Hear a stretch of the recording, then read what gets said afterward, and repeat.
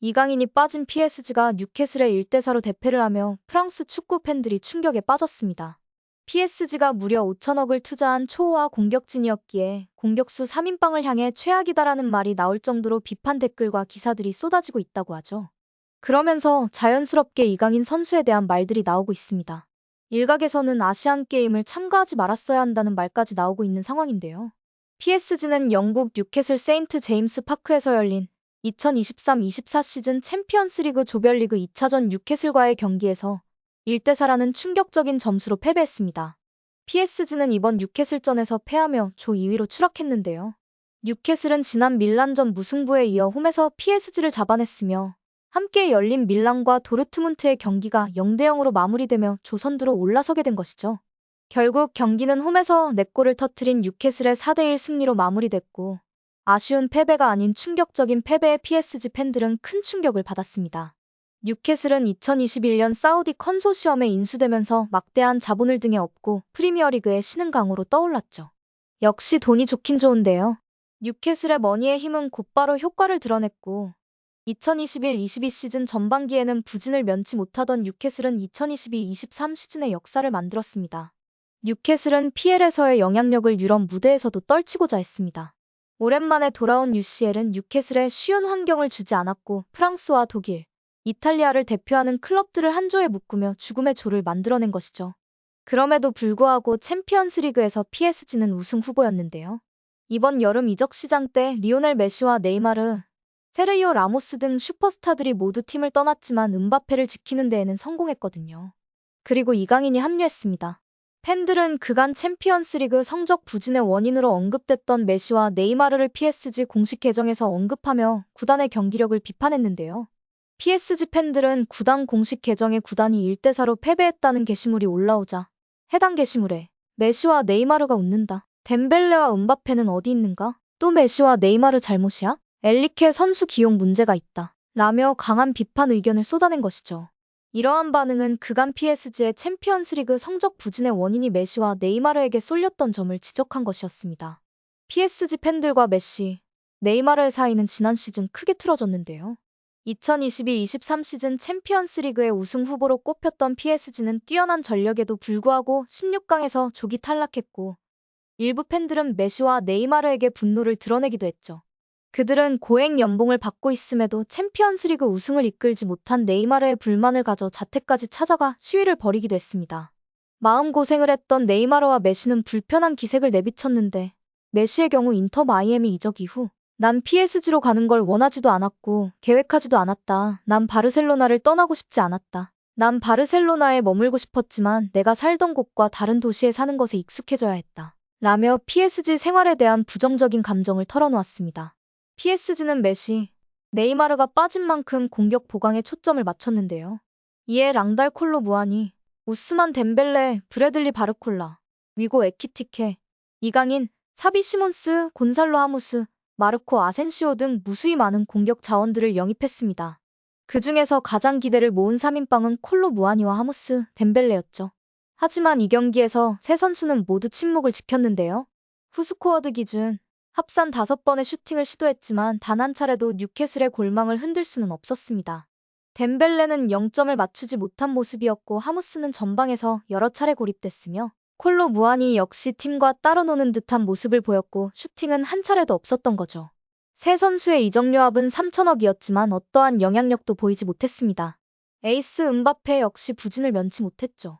이번 시즌 리그에서 7골을 넣으며 뛰어난 기량을 자랑하는 음바페. PSG의 공격을 책임져야 하는 임무를 맡았지만 슈팅 1회에 그치는 등 어떠한 영향력도 보이지 못했고 후스코어드 기준 평점은 6.1점으로 공격진 내 최저 평점이었습니다. 그렇기 때문에 이강인 선수에 대한 얘기가 계속해서 나오고 있는 겁니다. 하지만 이강인 선수는 아시안게임 참가로 인해 PSG 경기를 뛸 수 없었는데요. PSG 입장에서도 이강인 선수의 입장에서도 또 우리나라 국민들의 입장에서도 이강인 선수는 꼭 보냈어야 했습니다. 일부 매체에서는 이강인의 아시안게임 차출에 대해 영국과 프랑스 수도에 있는 구단들 그리고 다른 빅클럽들이 차출 의무가 없음에도 재능을 넘치는 선수들을 내주는 이유는 하나다. 한국 정부가 아시안게임에서 금메달을 딴 사람들에게 군면제를 부여하기 때문이라고 설명할 정도이죠. 이강인이 빠진 상황에서 졸전을 면치 못한 PSG는 이강인에 대한 기대가 커지는 것으로 보이는데요. 3천억 몸값 3인방을 비롯한 음바페 등 선수들의 부진이 이강인 선수에게는 기회로 다가오고 있는 것입니다. 아시안게임으로 인해 명단에서 제외된 이강인은 꾸준히 경기에 나서며 경기력을 끌어올리고 있는 상황으로 지난 우즈베키스탄전에서도 공격 포인트는 기록하지 못했지만 특유의 탈압박과 패싱력, 플레이 메이킹이 빛을 발했고 엘리케 감독도 이강인을 기용하기 위한 전략을 세울 것이라는 거죠. 이강인은 한국 대표팀이 결승에 진출하며 결승전인 한일전 이후 10월 A매치 기간까지 소화하고 PSG로 복귀할 것으로 보이는데요. 다만 이강인이 PSG 복귀 이후 바로 주전으로 도약하거나 많은 출전 시간을 받을 수 있을지는 미지수긴 했습니다. 한 프랑스 매체는 이강인이 아시안게임이 차출되기 직전 이강인은 아시안게임으로 인해 PSG에서 잠시 결장한다. 이런 출발이 그에게 도움이 될지는 확실하지 않다라는 의견을 보도한 바 있죠. 매체는 이강인은 PSG에서 큰 위험을 감수하게 됐다. 이강인은 아직 PSG에서 자신의 실력을 입증하지 못했고 자신의 장점을 보여주기에도 아직 멀었다. 그는 루이스 엘리케 감독의 그룹에서 자신의 자리를 차지하기 위해 경쟁하는 것을 상상하지만 한국 대표팀과 함께 아시안게임에 참가하며 몇 경기를 더 결장할 준비를 하고 있다라며 이강인이 주전 경쟁을 위한 기량을 아직 보여주지 못했다고 언급하기도 했습니다. 실제로 현재 PSG는 중원 자원 중 마누엘 우가르테의 입지가 고정적이며 나머지 두 자리를 두고 자이레 에메리, 비티냐, 이강인, 파비안 루이스, 마르코 아센시오 등이 경쟁해야 하는 상황이었는데요. 그 중에서 아센시오는 중앙 공격 자원으로 빠지더라도 한 자리를 두고 3명이 경쟁해야 하는데 이런 치열함 속에서 이강인이 리그와 챔피언스리그 초반 경기들에 빠지며 입지를 잃는다면 당연히 큰 리스크일 수도 있습니다.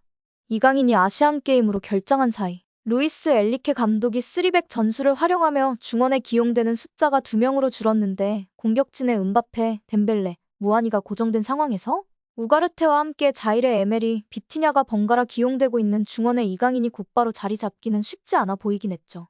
하지만 이번 뉴캐슬전에서 PSG는 대패를 했고 중원에 위치한 자이레 에메리, 우가르테가 답답한 모습을 보였으며 교체 투입된 비티냐도 부진했기에 엘리케 감독이 이강인의 복귀 이후 그를 다시 한번 선발로 기용해볼 가능성이 높을 것이라고 예상했습니다. 특히 PSG는 뉴캐슬전 내내 73%의 점유율을 기록하며 경기 내에서 우위를 점했음에도 공격에서 작업에 어려움을 겪은 게 사실인데요. 이강인은 프랑스 매체들로부터 PSG는 이강인이 마요르카에서 뛰는 동안 중앙 미드필더로서 활약한 경험을 활용해 그를 구단에서 창의적인 미드필더를 맡을 해결책으로 고려하고 있다. 라며 이강인이 팀 내에서 공격에 핵심적인 창의성을 더해주는 선수가 될 수 있다고 평가를 받았었고 엘리케 감독은 이강인을 적극 활용하여 부진을 탈출할 것이라는 의견이 나오고 있는 것입니다. 이강인 선수가 정상적인 몸 상태로 팀에 돌아온다면 복귀전은 10월 22일 스트라스부르와의 리그 경기가 될 가능성이 높겠죠. 또한 PSG는 오는 26일 AC 밀란과의 챔피언스리그 조별리그 3차전 홈경기에서도 이강인을 활용할 수 있을 걸로 보이는데요.